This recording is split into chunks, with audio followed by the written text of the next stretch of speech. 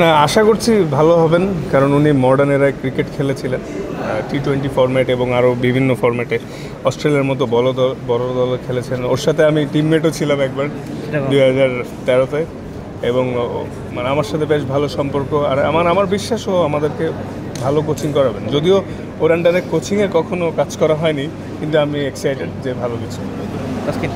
আপনার যে ইনজুরির অবস্থা, তাতে মনে হচ্ছে যে আপনাকে এখন ফুল সব সিরিজে পাওয়া যাবে না বা বিশ্রাম দিয়ে খেলাতে হবে। সেক্ষেত্রে আপনি নিজেকে কতখানি মেন্টাল প্রিপেয়ার করছেন যে এখন মানে ওয়ার্কলোড ম্যানেজ করে আপনাকে খেলাতে হবে? এই ওয়ার্কলোড ম্যানেজমেন্টটাকে আগে করে খেললে আপনার জন্য বেটার হতো কি না? না, আসলে ফাস্ট বলার মানে ইনজুরি, এটা পার্ট অফ লাইফ। আমার যখন শোল্ডার বা অন্য জায়গায় ইনজুরি হয়েছিল, সবাই এরকম ওয়ারিড হয়েছিল, ইভেন আমি নিজেও, যে আমি আবার কি টেস্ট খেলতে পারবো কিনা, এটা করতে পারবো কিনা। দেখেন, আমি ইটস অল অ্যাবাউট সাময়িক। আপনারা এটাও দেখছিলেন, আমি কিন্তু টেস্ট থেকে কিছু মাসের জন্য একবার বিরতিও নিয়েছিলাম। আল্লাহর মতো যদি আবার ঠিক হয়ে যায়, why not. I love to play cricket, I love to bowl fast. আমি আমার বলিংটা অনেক এনজয় করি।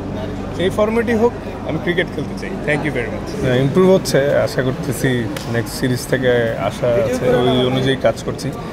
ন্যাশনাল টিমের ক্যাম্পে প্র্যাকটিস করছি, রিহ্যাব করছি, তো ইমপ্রুভ তো হচ্ছে, আশাবাদী। স্কুল ক্রিকেট নিয়ে আজকে ক্রিকেটটা আসলে একটা ক্রিকেটারের জন্য আসলে কত বড় একটা সুযোগ, মঞ্চ হতে পারে আপনি? না, thanks to BCB and also prime bank যে স্পন্সার করেছে। যে স্কুল ক্রিকেটটা আসলে আমরাও খেলেছি ছোটোবেলায়, এটা আসলে একটা অনেক আবেগের জায়গা। যে যার স্কুল সারা বাংলাদেশ নিয়ে চিন্তা করে, যে যার স্কুলকে চ্যাম্পিয়ন করতে চায়। যদিও ভেরি আনফর্চুনেট, আজকে বৃষ্টির কারণে ফাইনাল ম্যাচটা হলো না। আমাদের প্র্যাকটিস শেষ করে আমি আসছিলাম যে ফাইনাল ম্যাচটা উপভোগ করব, কিন্তু আমি শিওর ওরা একটু হলেও আপসেট, বাট আপসেট হওয়ার কিছু নেই। একটা সময় আমিও এখানে খেলেছি, 15, 17, 19 সব খেলে আস্তে আস্তে আল্লাহর মতে জাতীয় দলে খেলতেছি। আপনাদের দয়ে অনেক দিন হয়েছে, আরও খেলতে চাই ইনশাল্লাহ। তো ওদেরকে এটাই বললাম যে এটা অনেক ইম্পর্ট্যান্ট একটা পার্ট, এবং কীভাবে ডিসিপ্লিন বা ডেডিকেশন নিয়ে উপরে যেতে হয়। তো আমি একটা সময় ওদের মতো ছিলাম, আবাহনী মাঠে প্র্যাকটিস করতাম, পরে আস্তে আস্তে বেড়ে উঠেছি। তো ইন্টারেস্টিং, মজার জায়গা। তো ওদের আসলে এখনই সময় যে এই জার্নিটা এনজয় করে আস্তে আস্তে ন্যাশনাল টিমের দিকে যাওয়া। তো এটা অনেক বড় একটা জায়গা নিজেরা শো করা। আপনি যখন খেলেছেন তখন থেকে ক্রিকেটটা অনেক চেঞ্জ হয়ে গেছে, ফিটনেস হোক, ম্যাচের পরিমাণ হোক, সব কিছু চেঞ্জ হয়ে গেছে। মানে স্পেশালি ওদের জন্য আপনার মানে এখনকার প্রেক্ষাপটে পরামর্শটা কী থাকবে? না, আসলে মডার্ন ডেজে ক্রিকেট কীভাবে চেঞ্জ হচ্ছে ওরা শিওর দেখতেছে, যেহেতু ওরা স্কুলে পড়ে এবং খেলতেছে। ওদের এখন থেকে যদি গেম অ্যাওয়ারনেসটা বিল্ড করে, তাহলে ইন ফিউচারে আমাদের বাংলাদেশ ক্রিকেটের জন্য ভালো হবে।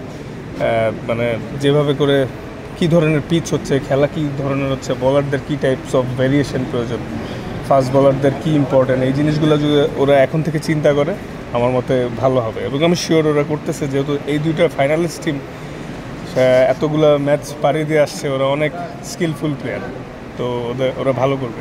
সে জায়গা থেকে যদি আমি বলি যে স্থানীয় যে কোচরা থাকে, তাদেরকেও কি আসলে মডার্ন ক্রিকেটের মতো করে আসলে প্লেয়ারদের প্রশিক্ষণ দেওয়া উচিত কিনা? আসলে আমরা যদি দেখি যে আসলে বেশিরভাগ জায়গায় লিগ নেই, প্লাস হচ্ছে যে আপনার যদি বলি যে অনেক জায়গায় একাডেমিও নেই, এই বিষয়গুলো থেকে আরেকটু নজরদারি বাড়ানো উচিত কিনা? হ্যাঁ, আগের তুলনায় তো বিল্ড হচ্ছে। আসলে একটা একাডেমি চালানো আসলে ব্যয়বহুল, এবং ক্রিকেট খেলাটাও কিন্তু বেশ এক্সপেন্সিভ। একটা ব্যাট বল গিয়ার্সের যথেষ্ট খরচ লাগে, তো সব মিলায় ডিফিকাল্ট। বাট তাও যে এত কষ্ট করে আমাদের এলাকা বা গ্রামের বা বিভিন্ন জায়গার যে কোচরা এত কষ্ট করে আমাদের কোচিং করান এবং এই প্লেয়ারদেরকে তুলে আনতেছেন। আমারও একজন ছোটোবেলার কোচ ছিল আবাহনী মাঠে, সাজু স্যার, সর্বপ্রথম কোচ। তারা আসলে যতটুকুই জানুক, সেই শিক্ষাটা কিন্তু অনেক ইম্পর্টেন্ট, সেটা কখনোই ভোলার মতো না। তো ওই জিনিসগুলোও ইম্পর্টেন্ট, এবং সবাই আস্তে আস্তে শিখে আসতেছে। তো এটাই, যারাই কোচ আছেন আপনাদেরকে অসংখ্য ধন্যবাদ। আপনারা আরও সাহায্য করবেন উঠতি প্লেয়ারদেরকে, যাতে বাংলাদেশ আরও অনেক প্লেয়ার পাই। ক্রিকেটের বাইরে একটা প্রশ্ন করতে চাই, এটাই যদি একটু ওকে আপনার ইনজুরির কথা আমরা আপডেট জানলাম। যদি শন টেটকে যদি একটু নতুন পেস বোলিং কোচ হয়েছে, তার ব্যাপারটা যদি একটু বলতে চাই, কতটুকু আসলে আমাদের জন্য আর কি, বা আপনাদের জন্য কতটুকু